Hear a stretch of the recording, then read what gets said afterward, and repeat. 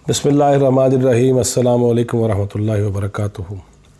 नाज़रीन, हमने ये बात की थी कि इस्लामी नज़रियाती कौंसिल के इजलास में बड़ी उजलत में, बड़ी जल्दबाजी में इस्लामाबाद में जो मंदिर की तामीर का शोशा छोड़ा गया और जिस पे हुकूमत बड़ी मुतहर्रक है, फ़ाल है और ख्वाहिश रखती है कि किसी तरीके से मंदिर बन जाए। और हमने गुज़िश्ता प्रोग्राम में ये भी बताया था कि न सिर्फ मंदिर की तामीर की बात है बल्कि कम्यूनिटी सेंटर्स की बात है। इसके बाद दीगर मज़ाहब और ख़ास तौर पे कादियानियों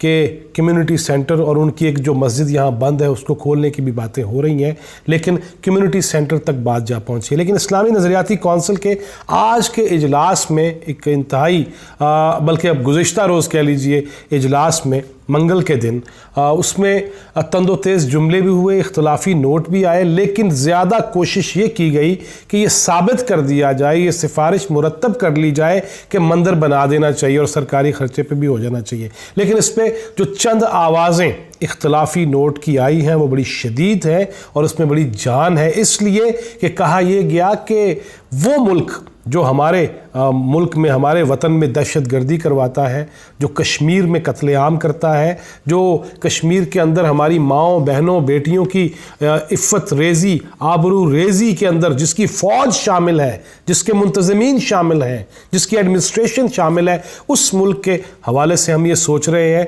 कि उनके लिए मंदिर बना दिया जाए। और फिर बहुत सारी ऐसी बातें हुई, न जाने क्यों जनाब किबला अय्याज़ डॉक्टर साहब वो भी इस चीज़ में, और हमने गुज़िश्ता वीडियो में ये बात कही थी, प्रोग्राम में ये बात कही थी कि इस्लामी नज़रियाती कौंसिल के वो 11 अरकान जो सुबकदोश हो रहे हैं, जिनकी मुद्दत ख़त्म हो रही है जिनकी, और जो रिटायर हो रहे हैं, उनको लालच भी तरह तरह के दिए गए। आज के इजलास में एक अफसोसनाक, मैं समझूंगा अपनी दानिश में किसी की दिल आज़ारी मकसद नहीं है, लेकिन जो दिल आज़ारी करेगा बहैसियत मजमूई मुसलमानों की और एतकादात के हवाले से, ईमानियात के हवाले से, उनके हवाले से बात अब करना भी पड़ेगी। कारी मोहम्मद हनीफ जालंधरी साहब वो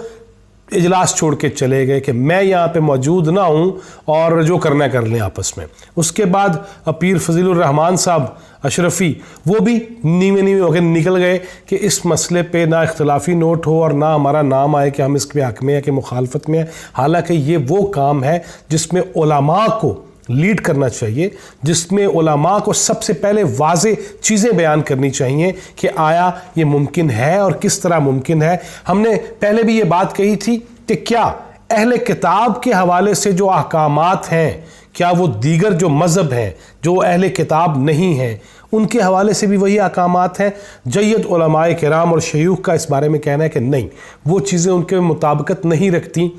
उन मज़ाहब से जो अहले किताब नहीं हैं, जिन पे किताबें नाज़िल नहीं हुई, जो अंबिया की नहीं हैं, जो रसूल की नहीं हैं। तो उस हवाले से भी एक ये खातिर खा इस पे बहस होनी चाहिए और ये मुतकाज़ी है इस चीज़ का कि अगर चंद शाज़ अक़वाल और अगर चंद शाज़ अक़वाल और अगर ऐसी अक़वाल जिनका अहले किताब से ताल्लुक़ था लेकिन वो हिंदुओं पे और उनके मंदिर के हवाले से उस पर लागू करने की कोशिश की जा रही हैं, जो कि दुरुस्त नहीं है अक़लन इल्मी लिहाज से। इस्लामी नज़रियाती कौंसिल के इजलास में आज इस हवाले से जो मेरी इतलात है और फिर मैं बताता हूँ कि मेरी किन किन से बातचीत भी हुई। अहमद जावेद उन्होंने आज वाज़े तौर पे इजलास में कहा कि हम उन हिंदुओं को पूजा करने के लिए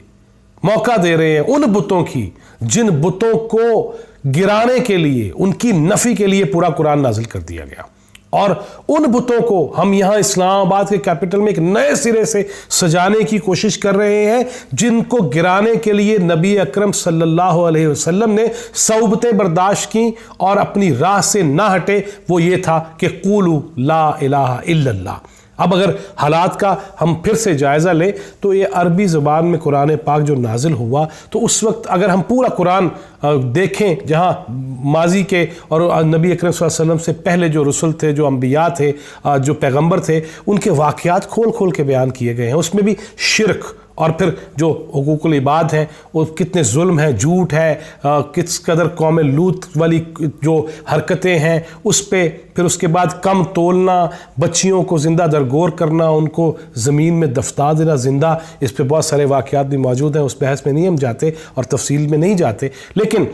بتوں کو پاش پاش کرنے کے لیے۔ اور پھر جب قرآن میں کہا گیا نا کہ اور جہنم کا ایندھن انسان اور پتھر ہوں گے، تو صحابہ کرام نے پوچھا یا رسول اللہ صلی اللہ علیہ وسلم، یہ انسان کا تو تک ہے کہ وہ غلطی کا پتلا ہے، غلطی کرے گا تو جہنم میں جائے گا، پتھر تو بے جان ہے۔ تو کہا گیا کہ اللہ کے ساتھ شرک میں پتھر ہمیشہ پیش رہا ہے، وہ بت کی صورت میں ہو، وہ مقبرے کی صورت میں ہو جہاں سجدے کیے جائیں، وہ ہم یہاں پہن کے سمجھتے ہیں کہ ہاتھ میں جو پتھر پہنا ہوا ہے یہی میرے نفع و نقصان کا باعث ہے، یہی میری موت و حیات کے حوالے سے جو ہے تدبیریں اختیار کرواتا ہے، تو یہ بھی شرک ہے۔ اس لیے نبی کریم صلی اللہ علیہ وسلم نے کہا کہ پتھر بھی جہنم کا ایندھن ہوگا۔ اسلامی نظریاتی کونسل پہ واپس آتے ہیں۔ آج اسلام آباد میں 222واں جو اجلاس چل رہا ہے، یہ آخری اجلاس ہے ان 11 افراد کے لیے کہ جو سبکدوش ہو رہے ہیں، جو ریٹائر ہو رہے ہیں، جن کی مدت ختم ہو رہی ہے، ان کے لیے الوداعی پارٹی بھی ہے آج ہی، لیکن اس سے پہلے پھر منظر زیر بحث آئے گا۔ آج جناب احمد جاوید نے جو گفتگو کی، جناب راغب نعیمی، برادرم راغب نعیمی نے، اور ڈاکٹر سرفراز نعیمی شہید کے صاحبزادے، انہوں نے بھی وہی بات کی۔ پھر جناب جسٹس رضا خان نے بھی اس سے بھی بڑھ کے آگے بات کی کہ کون سا منظر، کس منظر کی بات کر رہے ہیں۔ پھر رانا شفیق پسروری صاحب، انہوں نے بھی بات کی، ہم نے ان سے بھی بات کرنے کی کوشش کی، ان کا نمبر نہیں مل سکا، رابطہ ہمارا ان سے ہو نہیں سکا۔ پھر میں نے جہاں جناب راغب نعیمی صاحب سے بات کی ہے، جہاں جناب جسٹس رضا خان سے بات کی ہے، میری قاری حنیف جالندری صاحب سے بھی بات ہوئی، اور مجھے افسوس ہوا ان کے لہجے پہ کہ جب میں نے کہا کہ حضرت اتنی جلدی کیا ہے یہ منظر والا معاملہ، اور یہ جی اسلامی نظریاتی کونسل کا معاملہ ہے، اسی میں ہی ہو جائے گا، جو پریس ریلیز آئے گی وہ سب کچھ ہو جائے گا۔ میں کہا آپ جید عالم دین ہے، اور ادھر مدارس میں آپ تعلیم یہ دیتے ہیں کہ قولوا لا الہ الا اللہ، اور پھر نبی اکرم صلی اللہ علیہ وسلم کی آپ شریعت پڑھاتے ہیں، اس پہ عمل کرنے کے لیے گفتگویں کرتے ہیں، خطابات کرتے ہیں، آپ کے سارے جلسہ یا عام اٹھا کے دیکھ لیں، آپ کی ساری مجلسیں اٹھا کے دیکھ لیں، تو آپ اس پلیٹ فارم پہ یہ بات نہیں کر رہے۔ تو انہوں نے کہا جی میں ایک جید عالم کے طور پہ وہیں بیان کر دوں گا جو مجھے کرنا ہے۔ لیکن اس کے بعد مجھے یہ علم ہوا ہے کہ حنیف جالندری صاحب نے بھی اسلامی نظریاتی کونسل کے دیگر اراکین سے گفتگو کی ہے، اور وہ یہ چاہ رہے ہیں کہ کل لنک پہ آ کے ویب کے ذریعے اور اسکائپ کے ذریعے، جس طرح بھی وہ لنک کریں گے اسلامی نظریاتی کونسل والے، وہ اپنے خیالات کا اظہار کریں گے۔ لیکن مجھے افسوس ہوا کہ عین ٹائم پہ ادھر ادھر نکل جانا یہ بھی اس اہم مسئلے پہ ان کے شایان شان نہیں تھا۔ اب ایشو یہ ہے کہ اسلامی نظریاتی کونسل کے حوالے سے یہ جو سننے میں آ رہا ہے کہ اس کو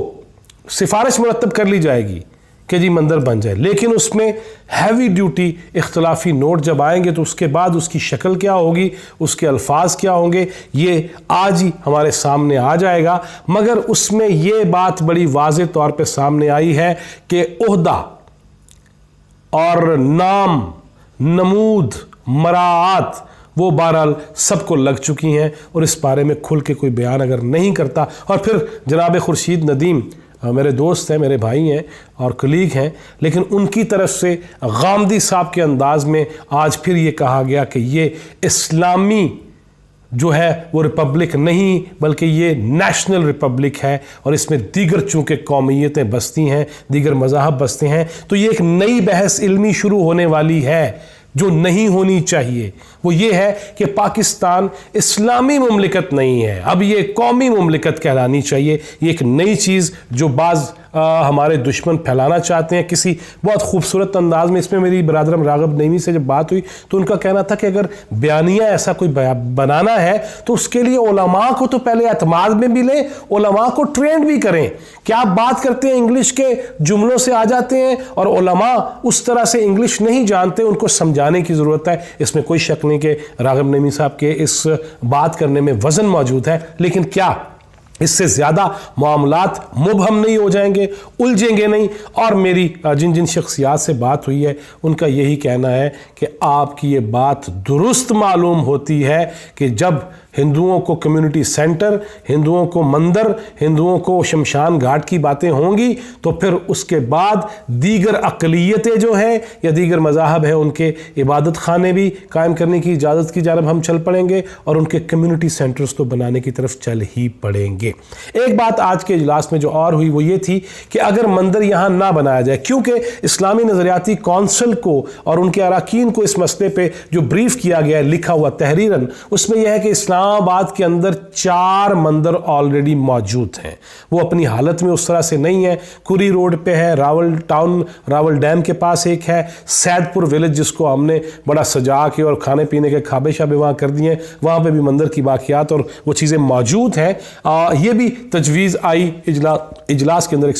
یہ بھی تجویز اجلاس کے اندر آئی کہ متروکہ وفق املاک بورڈ اگر وہ یہ اسلامی نظریاتی کونسل کے جو لوگ مندر بنانا چاہتے ہیں کہ وہ بنا دے اگر، تو نہیں کہا گیا یہ بھی نہیں ہے، کیونکہ اس پہ سرکاری خرچہ ہے، سرکاری پیسے ہیں، اور وہ اس پاکستان کے مسلمان جو ملک ہے اس کے لوگوں کے ٹیکس سے یہ سارے معاملات ہوتے ہیں، تو وہ جائز ہرگز نہیں ہے۔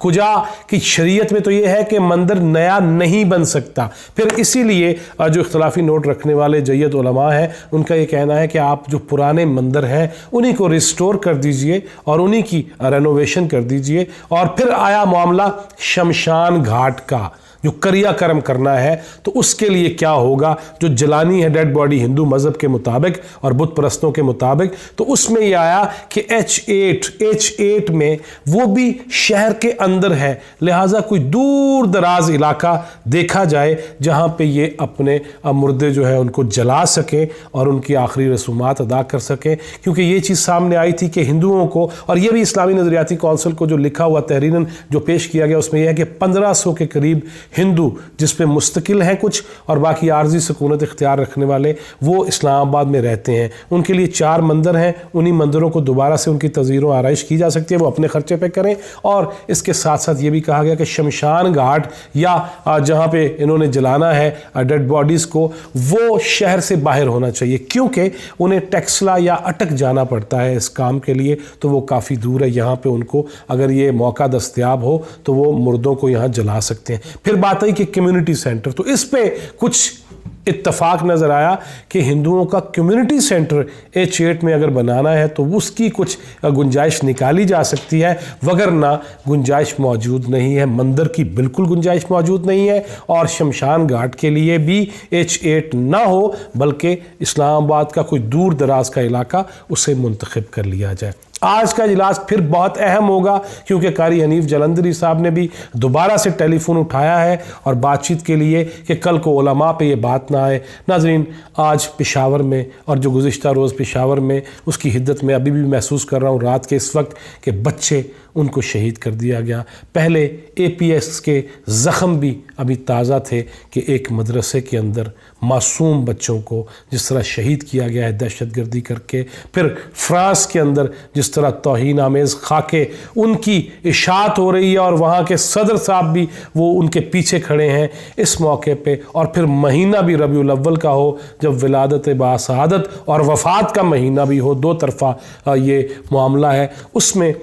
ایسی چیزیں جو مسلمانوں کے اندر اور ایک اسلامی مملکت جسے اب نیشنل مملکت قومی مملکت کے بارے میں ایک شوشہ چھوڑا گیا ہے اور اس پہ بحثیں شروع ہوں گی۔ آنے والے دن کچھ اچھے نہیں لگ رہے، اور جس طرح کی دہشت گردی کی